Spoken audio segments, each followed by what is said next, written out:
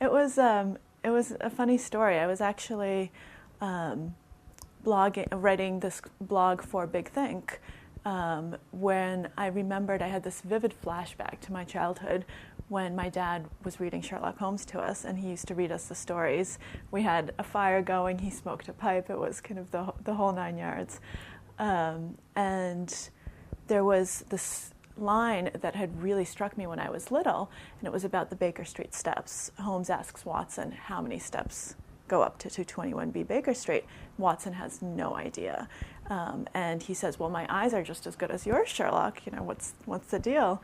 And Sherlock Holmes says, it has nothing to do with the eyes. You see, but you don't observe. I, on the other hand, both see and observe. And I remember when I was little, that really struck me. It struck this deep chord. I realized I'm just like Watson. I have no idea how many steps lead up to our house. I don't know how many steps we have anywhere. I started counting steps everywhere I went, which obviously missed the point entirely, and I'd forget the number and try to hold it in my head. But now I was sitting here writing this completely unrelated column, and this quote came back to me. And I Googled it because I couldn't remember what story it was from, and chanced upon A Scandal in Bohemia, and read the entire thing through and was struck by how incredible it was, not just from a literary point of view, because I think people forget that Conan Doyle is a truly great writer. This is great literature. His command of voice, his command of everything is just beautiful. But that from a psychological point of view, it was remarkably accurate. I was reading this, and the thought that came through my mind was, this might as well have been written by someone who has the grounding in 21st century psychology and neuroscience. There are some cutting edge things in here that he really got way back when in the 19th century. And then I started rereading all of the stories, and I saw this as a theme going through them.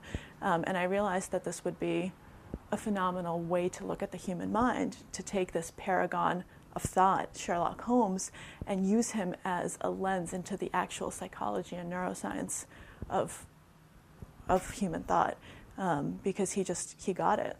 Well, I think that Sherlock Holmes is one of those figures that can be a hero for almost any generation, and many generations have actually adopted him as their own, because the thing that strikes me most about Holmes is he's both superhuman in a sense, in the way that he's able to solve these complex mysteries, but he's also very, very human, and he's everyman in a way, because the way that he solves them are actually incredibly accessible.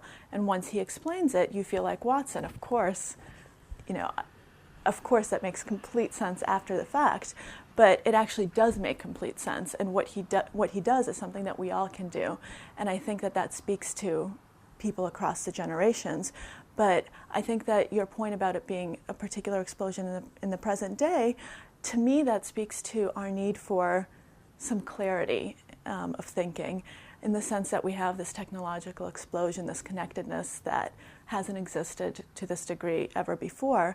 And Sherlock Holmes really, in my mind, is kind of this paragon of unitasking. How can we really focus our mind in a world where all of these stimuli are coming at us? Because we think it's a modern problem, but it's actually not. Every single generation laments that the latest technological advance will be the thing that really just ruins everyone. The telephone, oh my God, people can now call me.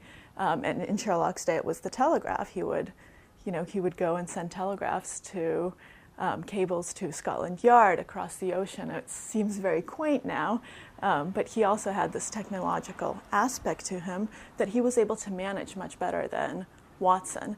And that's one of the things that I think the modern Sherlocks actually capture very well, because you have, if you take the British version with Benedict Cumberbatch, he doesn't have a cell phone that he is ever using all the time. He always borrows Watson's when he needs it, because he doesn't want to be reachable, and yet he has complete mastery of the technology when he needs it. Well, I think Hugh Laurie is a wonderful actor, and I think that does really capture a lot of the essence behind Sherlock Holmes.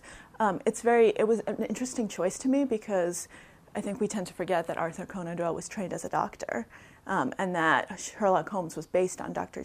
Joseph Bell, that the actual inspiration behind the figure was this physician who was able to look at a person and not only give you an accurate diagnosis, but tell you so much about the person himself, where he came from, what we know about him. And this all came from just experience. I think good doctors become experts at the sort of trick that Sherlock Holmes uses to impress people, like when he says to Watson, "You just came from Afghanistan, I presume."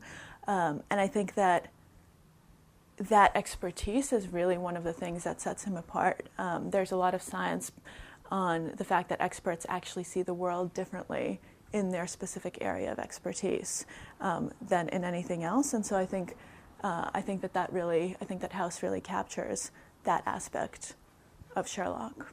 It made me much more aware of the ways in which I don't think like Sherlock Holmes, how often I multitask, how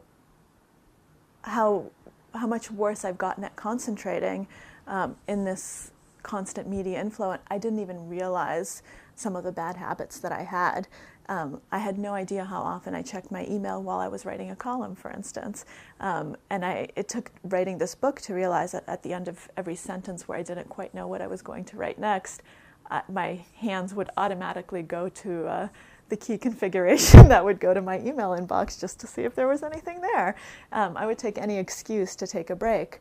And writing this book made me first aware that I did this, second aware of how terrible it was, and third, it made me try to change my work habits. As I said, I have programs that now disable the internet while I'm working, and I found that I became so much more productive when I did this. And in my everyday life, I also realized that when I'm walking down the street, it's very hard for me to just be in the moment and to just look at the street, look at the people, look at what's going on.